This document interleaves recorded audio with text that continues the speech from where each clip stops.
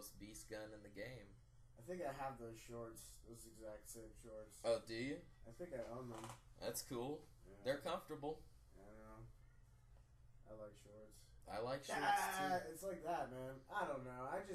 The only gun I even ever use is the AK-5C, or sometimes I'll use the ACR.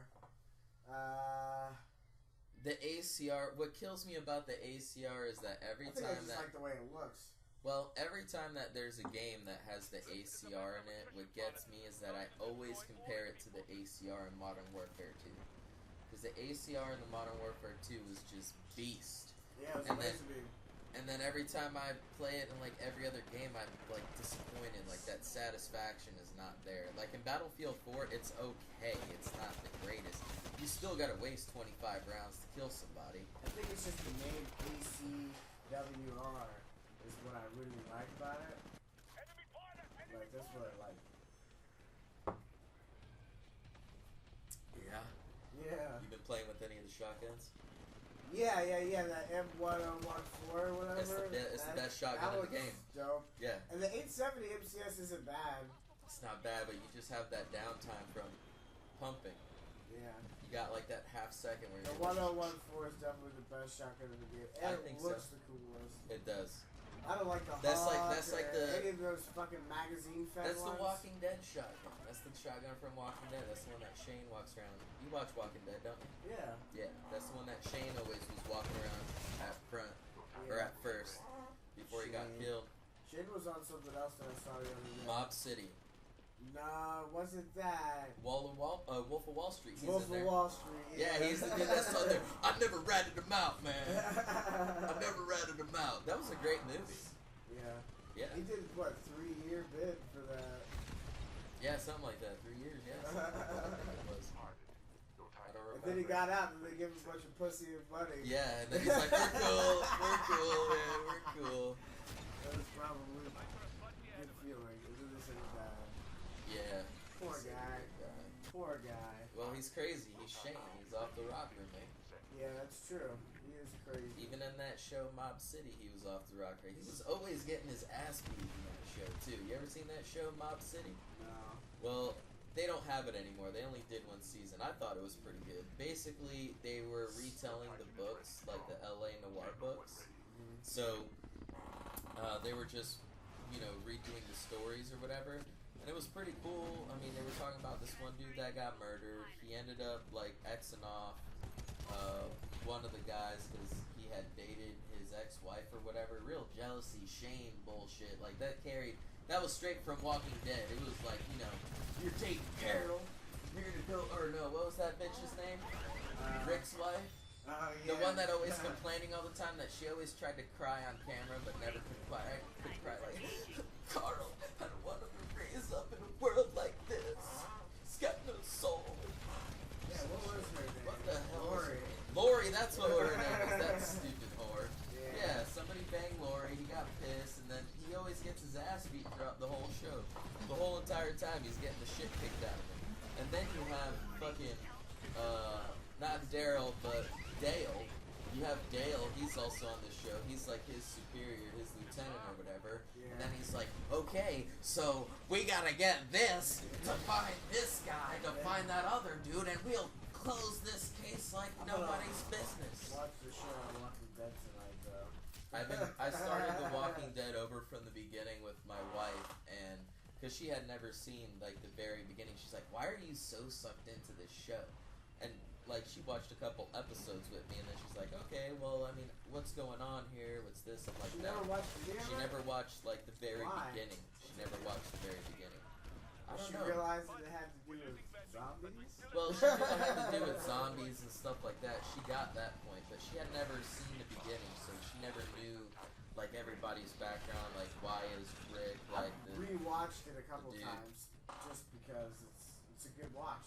It is the a good. show It's is a very good worth show. watching again. You can watch the series again from the beginning. It's always good. And it hooks you in because Yeah.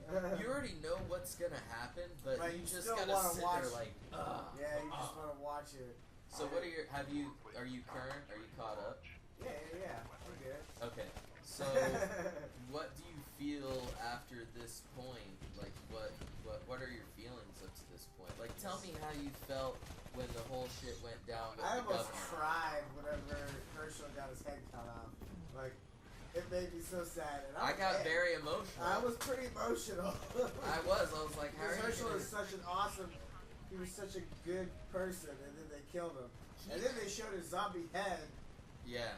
I was like, and Michonne, you know, put an end to that. Yeah, Michonne laid the fucking hammer down on that bitch. And I was wanting that to happen. And you know what really pissed me off was that Andrea had the perfect opportunity to kill him. But she could not kill him because she was putting dick on a pedestal and could not get over that point. Yeah, she did. She could have totally taken that motherfucker out.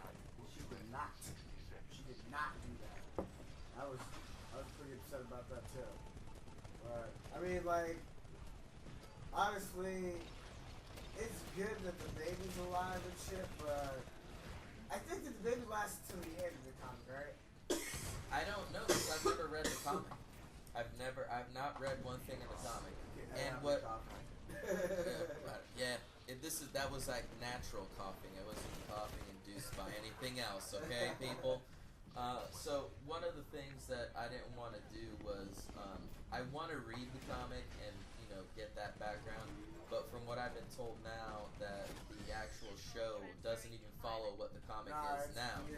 So I don't want to it's kind of like when they say if you read the book first, the book is always better than when you watch the movie. Yeah. I kind of don't want to do that to the show because then I'll be like, oh, I'm going to be expecting this and watch it. Kind of like how Game of Thrones is now, you know? Yeah.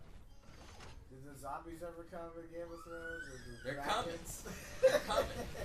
It's about to pop off. Have you seen Game of Thrones yet? No, Oh, but I do you heard even know what it's about? Do you even know what it's the about? zombies and dragons that they're coming. Oh, There's man, no. penises. All kinds of shit is coming. All Lots kinds of penises? No. That's not. This isn't Spartacus. Don't get it confused with Spartacus, okay? Is Because it, Spartacus is a badass show. There might. might be some dicks swaying around in Spartacus, but you ain't looking at that. You're like, yeah, right. Is this scene over with? Okay, we're good. We're good. You don't want to get on. That's not how Game of Thrones is. Game of Thrones. What's great about Game of Thrones? It's basically who has the best hand in poker. You're playing a very intense game of poker, and you're bullshitting to say that you have the best hand. Basically, what happens at the beginning of Game of Thrones to get you caught up to what everything's going down, alright? Because Game of Thrones is confusing. You gotta be involved. What happens is that this one guy, Eddard Stark, he's the Lord of the North. He's the protector from these zombie motherfuckers that are trying to come down here. And they have been talking about this for years, okay? But the thing about it is that nobody's seen him, so it's like a fucking fairy tale. And he's like an honorable dude. He's like, if you weren't, you fucked up, this was your duty to do this, and the penalty is death. I'm gonna kill you myself. I'm not gonna make some bitch kill you. And he brings out some big ass, like, fucking Cloud Final Fantasy VII sword out. He'll fucking kill you with that thing. He's a badass with it. So there's dragons and there's zombies and they're coming, man. They're coming. Those niggas is coming. It's yet. inevitable. They're coming, boy. But it hasn't showed up yet. No, the dragons are here. The dragons are here. Anyways, what happens is that the king is good friends with this guy, right?